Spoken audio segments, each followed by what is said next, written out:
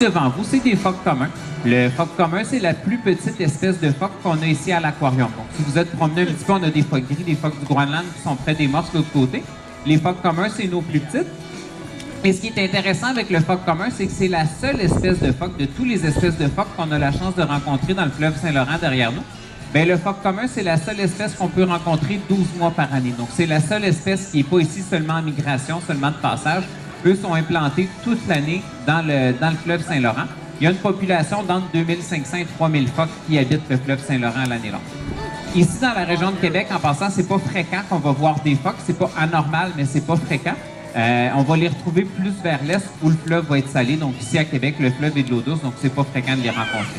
D'ailleurs, si vous voulez plus d'informations sur le fleuve Saint-Laurent ou sur les phoques, je vous invite à voir mes collègues en haut, là, à l'espace Saint-Laurent, où il y a l'espèce de gros beluga. Mes collègues vont se faire un plaisir de répondre à toutes vos questions. Les 4 phoques qu'on a dans le bassin ici sont pas nés en nature. C'est une espèce qui se reproduit excessivement bien en captivité.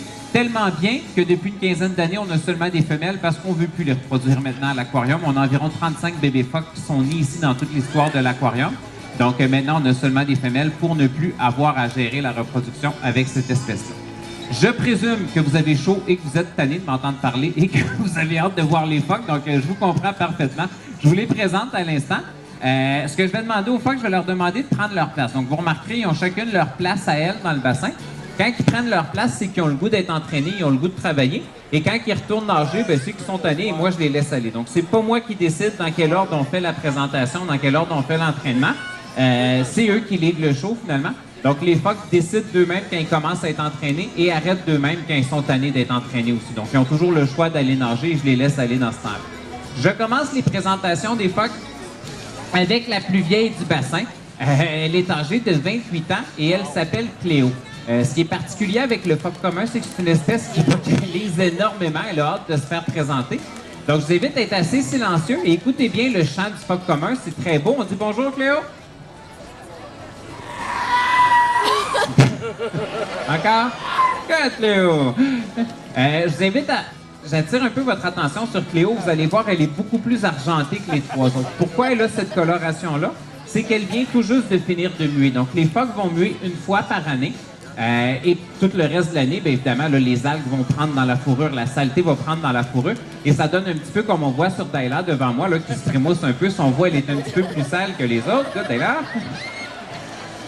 C'est beau, Dayla. Mais Dayla, dans les prochains jours, elle va muer aussi et sera tout aussi argentée que la prochaine. Donc, ils ont un an ensuite pour se saler. Ce qui est particulier avec un phoque qui mue, en milieu naturel, donc à l'état sauvage, quand les phoques vont muer, ils arrêtent pratiquement complètement de s'alimenter. Donc, ils vont passer beaucoup de temps couchés sur les rochers à se faire vanter parce que c'est le vent qui va balayer les poils morts pour faire de la place aux nouveaux poils. Donc, pendant la mue, là, ils arrêtent complètement de s'alimenter. Ici, en captivité, ils continuent de manger un petit peu parce que c'est plus facile. Le poisson leur est donné gratuitement.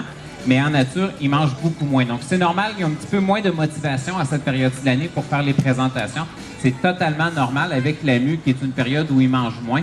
Ben, c'est normal qu'ils mangent un petit peu moins. Et quand je vous disais qu'ils passent beaucoup de temps hors de l'eau, sur les rochers, on va dire qu'ils font la banane dans la nature. Donc, c'est quoi faire la banane? C'est ceci que Daphné va nous montrer. Daphné, c'est bon.